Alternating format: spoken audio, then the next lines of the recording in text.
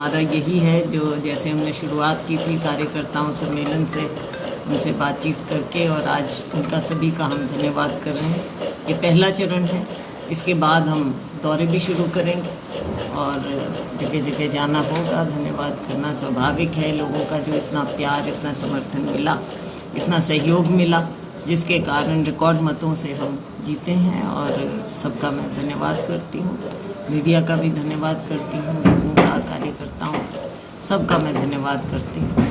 और आने वाले समय में चाहे कोई समस्याएं होंगी, कुछ भी होगा, उन सबको हम सभी मिल बैठकर समझकर उनका हल निकालने का प्रयास करें।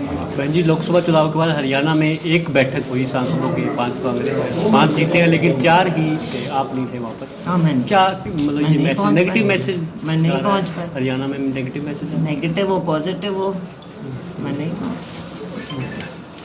बहन जी, मैसेज चल रहा है किरण चौधरी को लेकर कि वो बीजेपी में जा रहे हैं।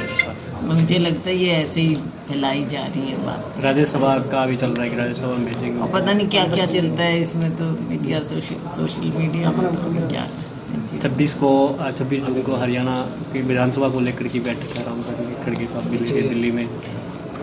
किस तरह की रणनीति रहेगी आने वाले विधानसभा चुनाव में? लोकसभा में नहीं, अभी पहले तो हमारा लोकसभा है भाई, हमारा ध्यान तो लोकसभा पे पहले है।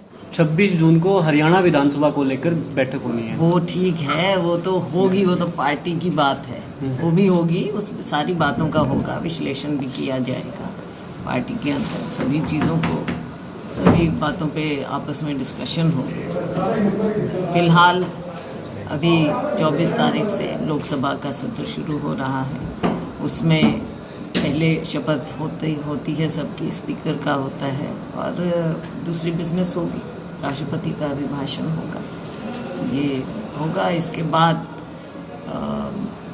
जुलाई में बजट सेशन भी होगा, लेकिन फ़ौरन बाद अक्टूबर में विधानसभा का चुनाव है, उसके लिए हमको तैयारी करनी है।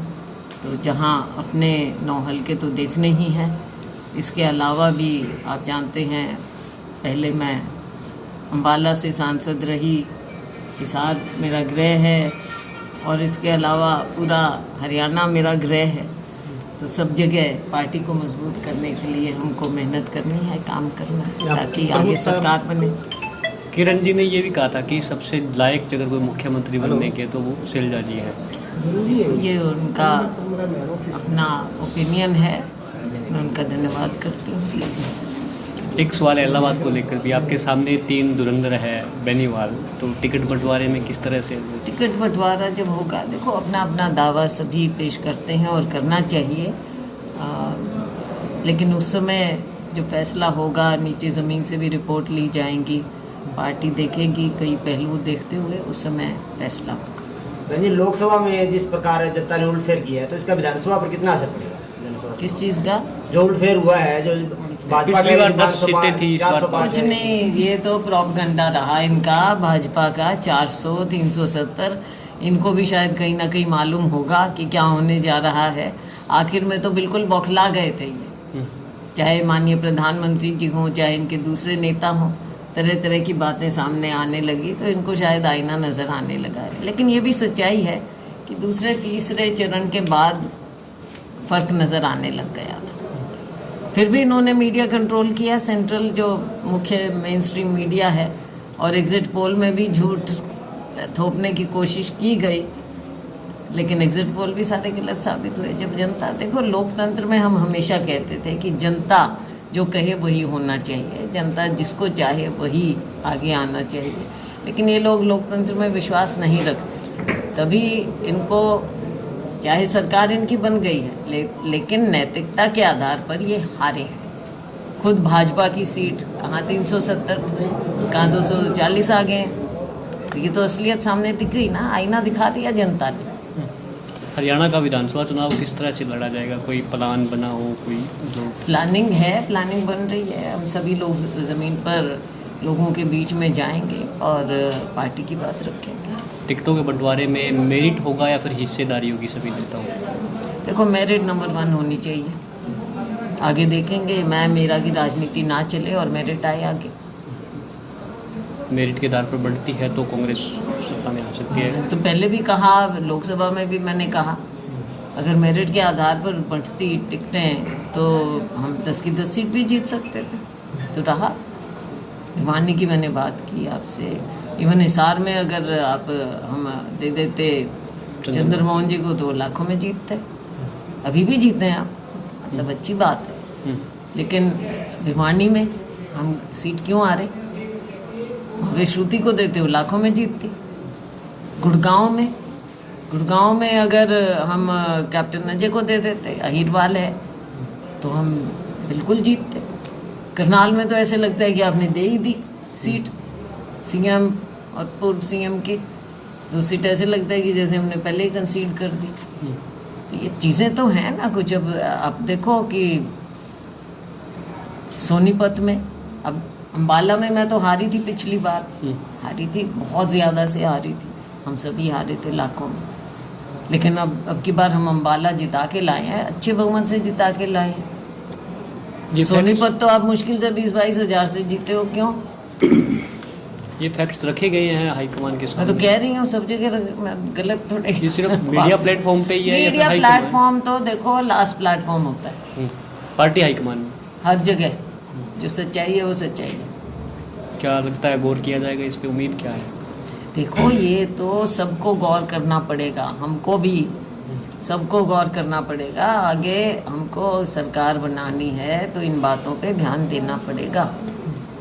एक बेंचिकल जींद में रैली है भाजपा की, उसमें अधिकारियों पर ये नोटिस दिया है कि अगर रैली में उपस्थित नहीं हुए कर्मचारी अधिकारी तो उन पर कार्रवाई होगी। देखो जनता ने तो आना नहीं, अधिकारियों पे दबाव दिया जा रहा है। फिर भी आप हाल देख लेना इनकी रैली, सो कॉल्ड रैली होती है, लेकिन रैली में आता कौन है इनके? हरियाणा में खाली पड़े रहते हैं। हरियाणा में भी कार्य दिवस पर समाधान शिविर लग रही है दफ्तरों में, 2 घंटे सुबह सुबह 9 से 11 बजे तक। ऐसा है, भाजपा को 10 साल दिए थे, अब जो 10 साल में कर ही नहीं पाए, कुछ दिखा ही नहीं पाए, और ये नतीजों से भी आपको दिख रहा है। अब आखिर में टू लिटिल टू लेट क्या दिखाना चाह रहे हैं, क्या करना चाह रहे हैं? ना इनकी प्रशासन पे पकड़, ना इनके पास कोई सोच, विजन, नीति कुछ तो हो। कुछ भी तो नहीं था, लोगों को फंसा के रख दिया। कहीं फैमिली आईडी, कहीं प्रॉपर्टी आईडी, किसान सड़क पे बैठे हैं, लोग बिजली पानी को हाहाकार मची हुई है, सब जगह बुरे हाल। जमाल के लोग अभी हमारे को मिले थे। अब 50,000 भर्तियाँ का भी कह रहे हैं और प्लाट भी 100 गज के देने का बोल। ये 100 गज के प्लॉट तो सोनिया जी आई थी, उन्होंने शुरुआत की थी हमारे समय में। 10 साल इन्होंने क्यों रोक के रखा? क्या गरीब को ज़रूरत नहीं थी? 50 बार तो पंजीकरण करवा लिया इन्होंने, अब फिर पंजीकरण पे आ रहे हैं। कब तक पंजीकरण कराओगे? देने की भी तो बात करो। 10 साल में क्यों नहीं दे पाए? अब तो केवल वही वापस पुरानी, हाँ, खोखली घोषणाएं हैं, खोखली घोषणाएं, कुछ नहीं मिलना। चलो, आप धन्यवाद के लिए आए हैं। धन्यवाद। देखो मैं सबसे पहले एलनाबाद के लोगों का, एलनाबाद आसान सीट नहीं मानते थे, लेकिन एलनाबाद में सभी ने मिलके मेहनत की है, ज़मीन पे मेहनत की है। और सबसे पहले तो लोगों का धन्यवाद करूंगी मैं, एलनाबाद के लोगों का, जिन्होंने इतना प्यार, इतना समर्थन मुझे दिया। और मुझे यहाँ से कम नहीं होता, ये नहीं है कि 1-2 हज़ार से जिता दिया होगी, चलो हमने तो जिता दिया। और अच्छी तरह से प्रचंड बहुमत 27,000 से ज़्यादा वोटों से जिताया। तो मैं तो एलनाबाद के लोगों की ऋणी हूँ, धन्यवाद करूँगी। हमारे कार्यकर्ताओं की, हमारे सभी साथियों की मैं ऋणी हूँ, उन्होंने मेहनत की। और मैं मीडिया का भी धन्यवाद करूँगी, मीडिया का सहयोग हमें रहा, सबका मैं धन्यवाद करूँगी। सब ने अपना चुनाव समझ कर ये चुनाव लड़ा और हर वर्ग ने हमारा साथ दिया। तो मैं छत्तीस बिरादरी का सबका धन्यवाद। बहन जी, एक आखिरी सवाल है कि विपक्ष ने मुद्दा भी बनाया था कि आपका स्थायी पता नहीं है सिरसा में। देखो ये अभी विपक्ष 5 साल के लिए रहेगा। सैलजा इन लोगों से बहुत पुरानी है यहाँ पे, और पुश्तों से पुरानी है, तो ये कोई सवाल मैं सवाल नहीं मानती। मैम, एक एलनाबाद का सवाल, जैसे यहाँ पे कोई नेशनल हाईवे नहीं है और एक रेल की समस्या है सिरसा से एलनाबाद, 5-4 बार उसका मतलब सर्वे भी हो चुका है, लेकिन उसके बाद लेकिन केंद्र सरकार की नीति ऐसी है, इन्होंने कुछ करना नहीं, कुछ किया नहीं। ये तो जब टाइम बदलेगा तभी, आप बैठो बरसे, ये तो जब टाइम बदलेगा, बदलाव आएगा, तभी हम ये करेंगे, आवाज़ हम उठाएंगे। सबसे पिछड़ा बिल्कुल क्षेत्र है आवाज़ कि एलनाबाद जो है सबसे पिछड़ा क्षेत्र है। बिल्कुल मैं मानती हूँ। विकास के अंदर पानी तक देखो, चुनाव में भी लोग बेचारे बैठे रहे, और कहाँ राजस्थान के बिल्कुल छोर पे हम लोगों हैं। ने शैलजा को इतना समर्थन दिया, कितनी उम्मीदें कर सकते हैं? बिल्कुल उम्मीद करें, हमारी सरकार भी बने, राज्य सरकार बने, और उसके बाद ये तकरीबन देखो सब चीज़ें जो है रेलवे और उसके बाद भी मैं करती हूँ। हाँ वही दिक्कत है ना, सबसे ज़्यादा मूलभूत तो पानी, बिजली, ये बुरे हाल है। Thank you ma'am.